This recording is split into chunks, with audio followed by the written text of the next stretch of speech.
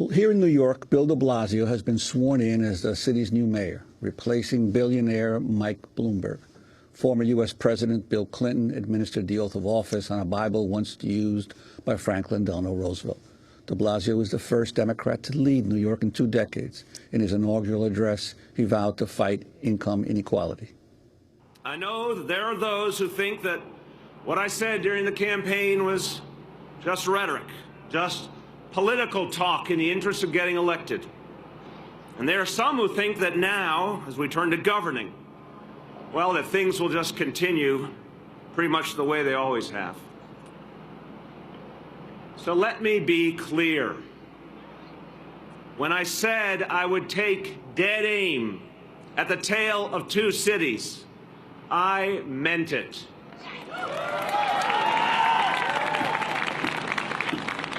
And we will do it. I will honor the faith and the trust you have placed in me, and we will give life to the hope of so many in our city. We will succeed as one city. And we know this won't be easy. It will require all that we can muster, and it won't be accomplished only by me. It will be accomplished by all of us. Those of us here today and millions of everyday New Yorkers in every corner of our city. You must continue to make your voices heard.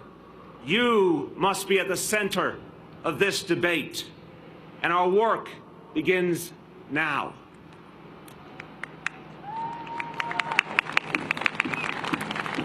We will expand the paid sick leave law because no one should be forced to lose a day's pay or even a week's pay simply because illness strikes.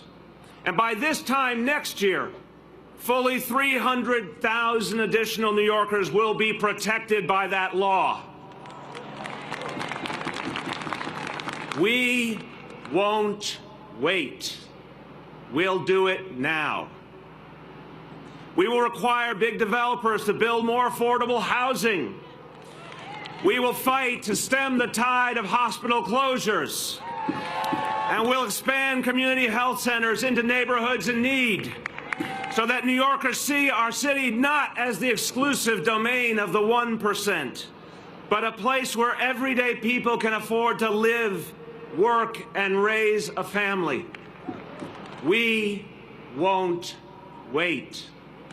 We'll do it now.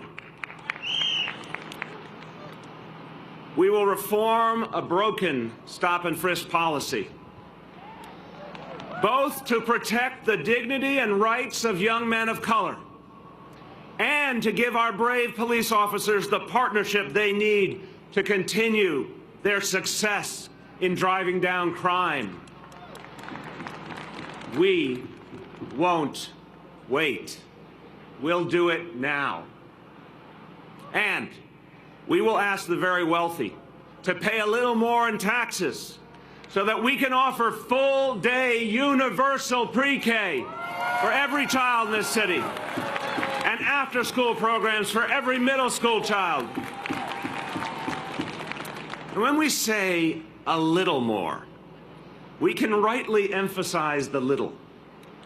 Those earning between $500,000 and $1 million a year, for instance, would see their taxes increase by an average of $973 a year. That's less than $3 a day, about the cost of a small soy latte at your local Starbucks. Think about it. A 5-year tax on the wealthiest among us, with every dollar dedicated to pre-K and after school. Asking those at the top to help our kids get on the right path and stay there. That's our mission. And on that, we will not wait. We'll do it now. That was New York City Mayor Bill de Blasio delivering his inaugural address on Wednesday outside City Hall. Well, Juan, you were there covering the inauguration in the bitter cold. Bitter cold, yes, it was. It's a numbing cold. It was for hours out there.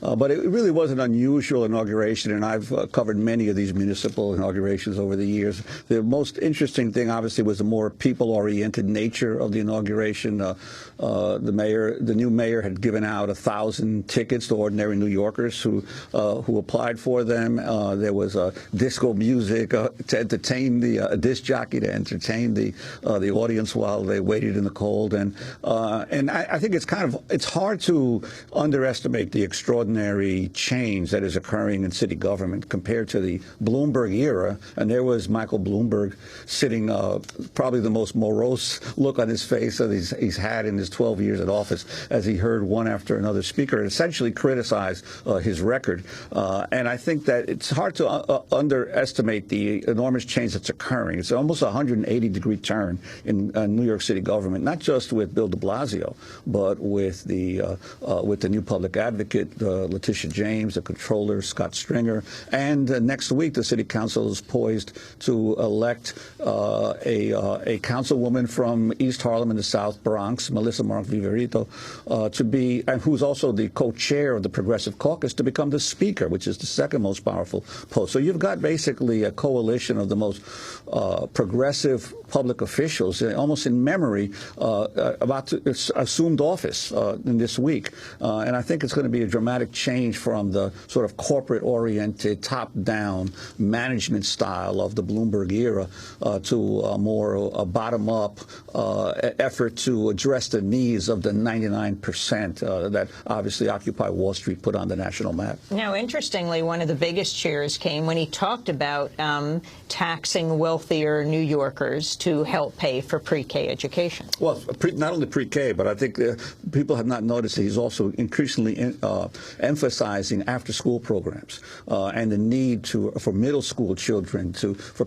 working parents, to feel that their children are in safe hands if they're in after-school programs before their parents arrive home from work. So I think he's emphasizing preschool and after-school programs, which have seen huge slashes over the last couple of decades in terms of government investment in that time between 3 o'clock and 5 or 6 o'clock, when children, many of them, are unsupervised, unfortunately, especially the older children. You also profile in your piece in the New York Daily News today. You talk about Patrick Gaspard, who was there. You talk about him flying in from South Africa, the new U.S. ambassador there. Talk about his significance and his link to de Blasio. Well, most people don't realize that Bill de Blasio and Patrick Gaspard actually started. They've been friends for close to 25 years. They both started as neophytes, young political operatives in the Dinkins administration back in the early 1990s, and became close friends and have been political allies ever since. Of course, Patrick went on, after being the political director at the powerful Hospital Workers Union 1199. He went on to help organize the two election campaigns of President Obama. Then was in the White House as political director. Then was head of the DNC, or the executive director of the DNC, before he became the ambassador to South Africa earlier this year.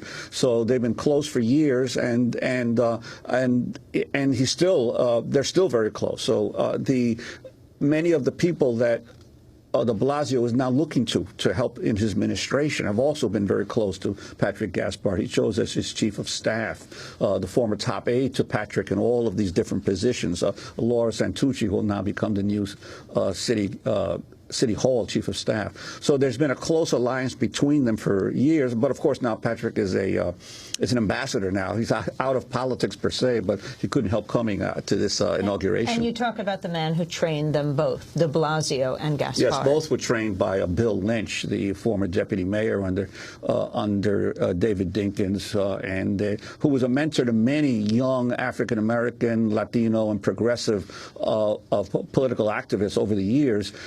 and of course Bill Lynch died earlier this year, and both Patrick Gaspard and Bill de Blasio were at his funeral, as were many of the progressive political activists of New York over the decades.